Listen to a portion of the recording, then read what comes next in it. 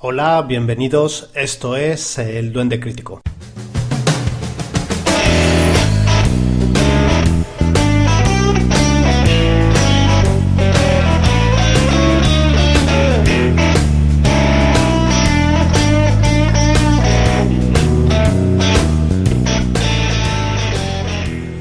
A pesar de que todas las encuestas auguran que perderá la tercera posición en el Bundestag en favor de Alternativa para Alemania, Die Linke puede convertirse en las próximas elecciones al Parlamento germano en la llave que acabe con la Große Koalition o Gran Coalición entre los socialdemócratas y los conservadores.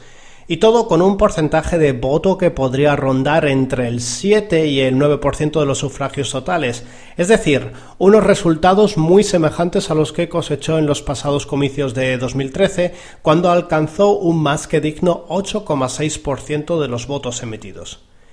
¿Cómo es posible que Die Linke, que pese a que previsiblemente va a obtener unos resultados prácticamente calcados a los de hace 4 años, vaya a poder jugar en esta ocasión un papel tan determinante?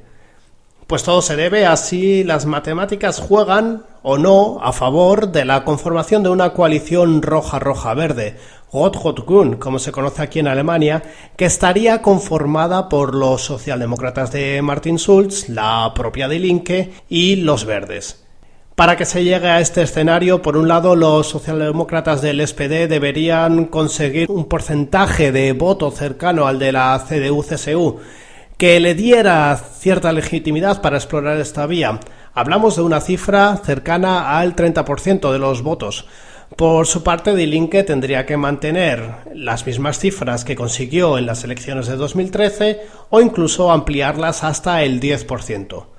Una vez que estos dos elementos jugaran a favor, los verdes se verían forzados a apoyar la coalición, ya que Merkel tendría muy difícil articular una mayoría para hacerse con la Cancillería. La idea está en la cabeza de sus protagonistas, aunque ninguno de ellos quiere hablar sobre este acuerdo postelectoral.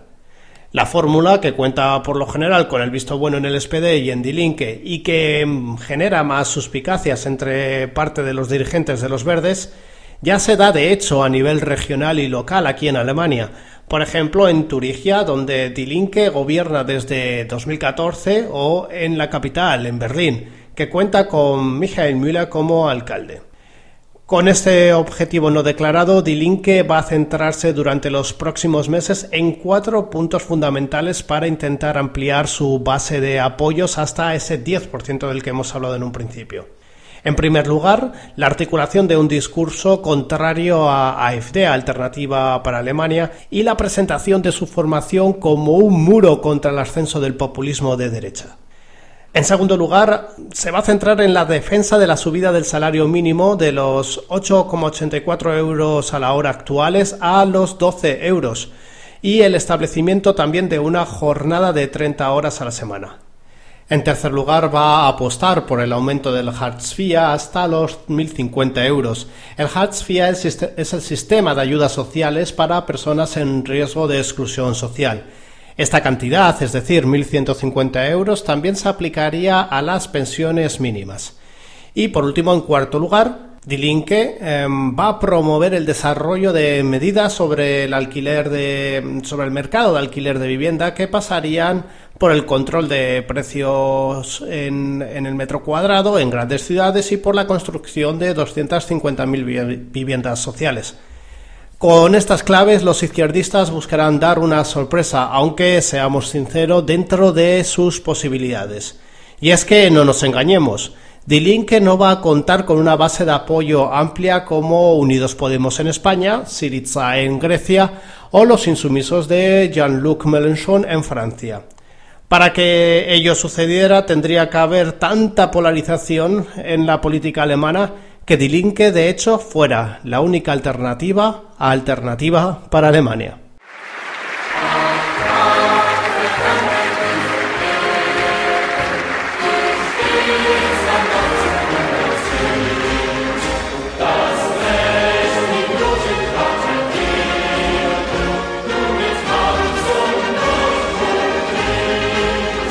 La izquierda Die Linke es una formación relativamente joven de apenas 10 años que nació de la fusión del Partido del Socialismo Democrático, el PDS, que era la formación heredera del Sozialistische Einheitspartei Deutschlands, es decir, el partido único de la RDA, y de la WAS, Alternativa para el Trabajo y la Justicia Social, una escisión del SPD, de los socialdemócratas, que era contraria a la Agenda 2010 del canciller Gerhard Schröder.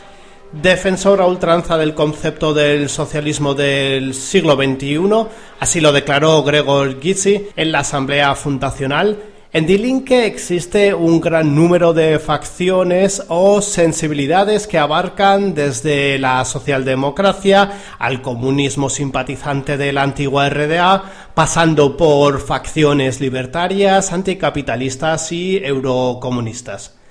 Demos un paso atrás hasta el proceso de fusión entre el PDS, es decir, el partido nacido de la SD, que contaba con grandes apoyos en el este de Alemania, y de la WAS, con mayor presencia en la Alemania occidental, para entender la naturaleza de Die Linke. El proceso de gestación empezó allá por el año 2005, en el que las dos formaciones anteriormente citadas decidieron sumar fuerzas para las elecciones al Bundestag. Y, de repente, estalló la sorpresa cuando consiguieron colocarse como tercera fuerza en el Parlamento con el 8,7% de los votos totales. Su éxito se basó en dos figuras históricas de Die Linke, el antiguo presidente del SPD, Oskar Lafontaine, y el antiguo defensor de la perestroika, Gregor Gysi.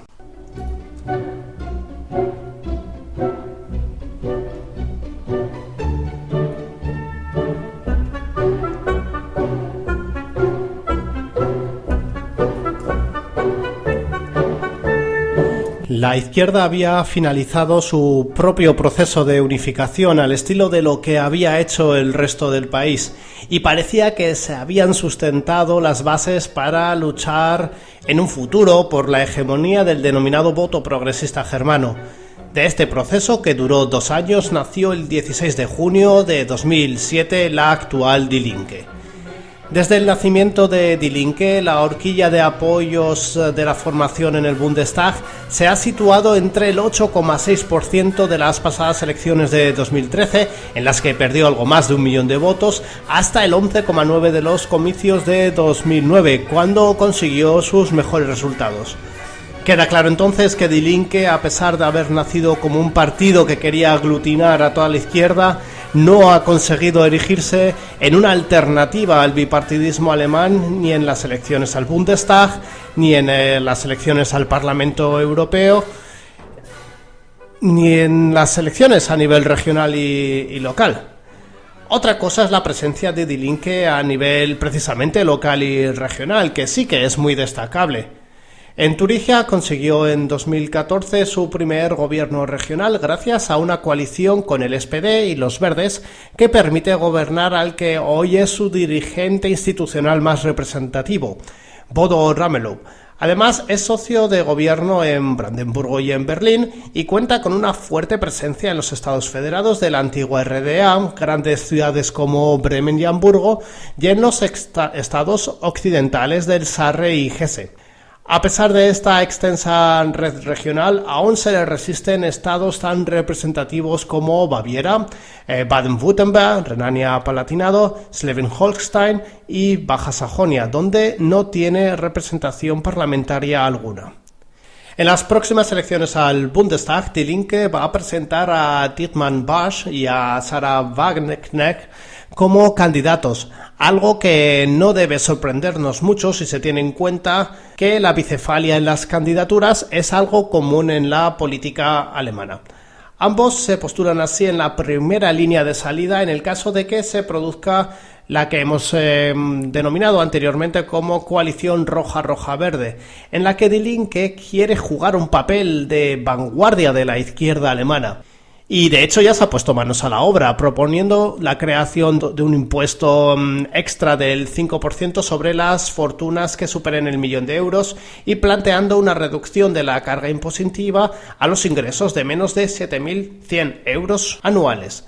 A través de esta medida, a la que se sumaría un impuesto sobre las transacciones financieras en bolsa, dicen desde Die Linke que el Estado alemán podría disponer de 80.000 millones más de euros. Para poder desempeñar ese papel protagonista en un futuro gobierno de coalición, Die Linke tendría que mantener e incluso ampliar ligeramente sus resultados y hacerse con cerca del 10% de los votos totales, tal y como hemos indicado al principio de este podcast.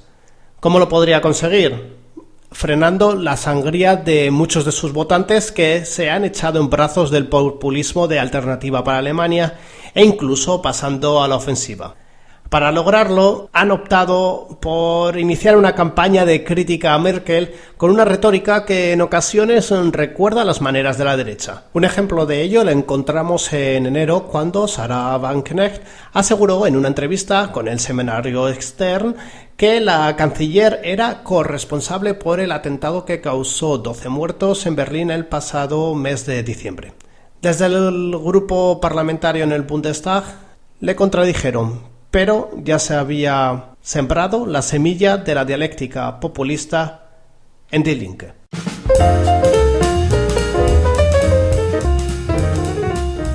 Y hasta aquí el capítulo 8 de la primera temporada del Duende Crítico, el espacio con el que quiero acercaros la actualidad política y social de Alemania. Como siempre, varias puertas abiertas para que os pongáis en contacto conmigo con preguntas, reflexiones o sugerencias. Lo podéis hacer a través de la sección de comentarios y mensajes de la página oficial del Duende Crítico en Facebook, en mi blog www.duendecritico.blogspot.com, en mis canales de iVoox y Spreaker o por correo electrónico cuya dirección es ignacio.rubio.perez@gmail.com.